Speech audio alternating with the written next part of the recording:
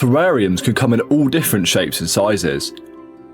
Pretty much any kind of glassware has the potential to be transformed into a mini slice of nature. However, issues can arise when the top of these containers are super small, so in today's video I'll walk through how to build terrariums through small openings.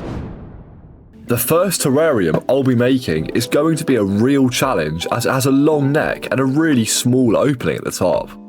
To create the initial layers, I'll be using a piece of card folded over on itself. This works better than just a funnel, as we can adjust how wide the spout is to accommodate for the size of the material. Here I'm using lava rock as a drainage layer, which works well as it's light and porous. The drainage layer is the first thing you should add to any terrarium, and it will allow any excess water to drain out of the substrate.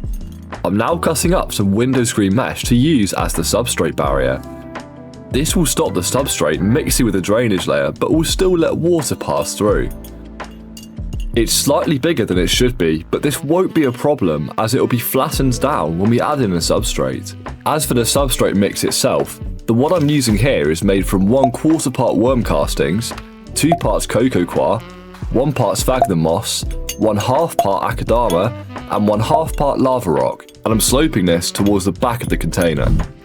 Next we can start to add in the plants, starting with this moss. It was quite a squeeze, but we got it in. Something that will really help here is having some long scaping tweezers, otherwise I have no hope of reaching the stuff at the bottom of the container. For the hardscape here, I'm going to simply build up a pile of stones at the back as I don't really have space for anything else to fit through the opening. While I always like to go super detailed and elaborate with my hardscaping, it's sometimes nice to adopt a more minimalistic approach with just using a few different things.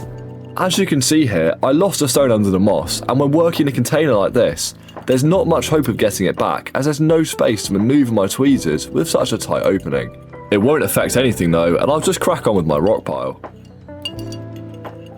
For the first plant, I'm now going to take a cutting of Paulownia repens from my plant drawer, and I'll carefully slot it through the top of the container. Planting in a space like this can be a nightmare, and all I'm looking to do is to get the stem into the substrate so it can start to push out roots. I'll quickly wipe down the glass to get rid of the mess caused by the plant so far. I'm adding in a second cutting of Paulownia repens here. However, as you can see, I misplaced the other one, and I'll speed up the process, but it took a lot of fiddling to get them back in place. With containers like these, you just need to be super patient, and the more you practice with the tweezers, the easier it'll become. I can now spray down the terrarium with some deionized water. You can also use rainwater, but try to avoid using tap water. These are springtails, and when added to the terrarium, they will feed on decaying plant matter and feed the nutrients back into the soil. They will also stop any mold from growing in the terrarium. I can now wipe down the glass, place back on the lid, and the first terrarium is done. The next terrarium is smaller in size and has an even tinier opening. For the drainage layer here, I'll be doing something a little bit different and using sand to fill out the bottom. I'll then layer some white sand on top of this, which we'll be able to see through the bottom of the glass, and I'll gently shake the container to even the layers out. We can then add in the substrate again, which I'll gently slope towards the back to add some more depth to the build.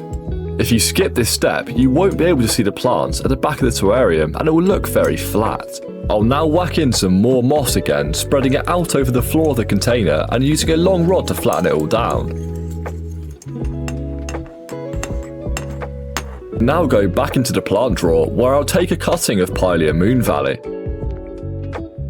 I'll add in a couple of these cuttings before also adding some green Photonia which have a similar colour. The last plant I'll add is this tiny Ficus quercifolia cutting.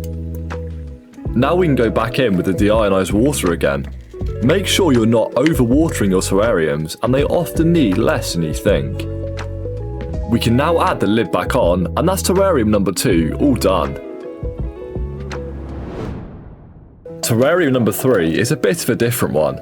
The mushroom shape means we're going to have to get creative with our approach here. I'll start with pea gravel for the drainage, and I added slightly too much, so I'm tipping out some of the excess. Substrate can then go on top of this, and I'll shake the container to even out its spread. We can now add a layer of moss, and I'll pat this down with a rod to even it out. Back into the plant drawer we go, and I'll use this Photonia cutting, which will hopefully grow up the mushroom stem. I'm planting it straight into the moss. Okay, for the next step, I'm going to need a different substrate. This mix has 1 part Coco Coir, 1 part worm castings, and 1 part bentonite clay powder, and this means that it will stick to glass. But this is only the case after we add some extra water. I'm going to add this around the top section of mushroom to create a sheet of substrate. After wiping off the excess, I can then apply moss over this to fill out the top of the mushroom.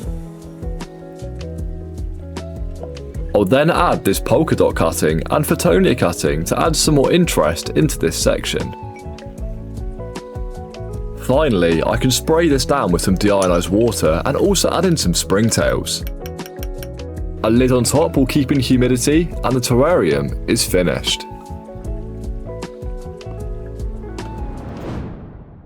I'm really happy with these 3 terrariums, and I'm hoping you've learnt some tips for dealing with tight openings and weird shapes.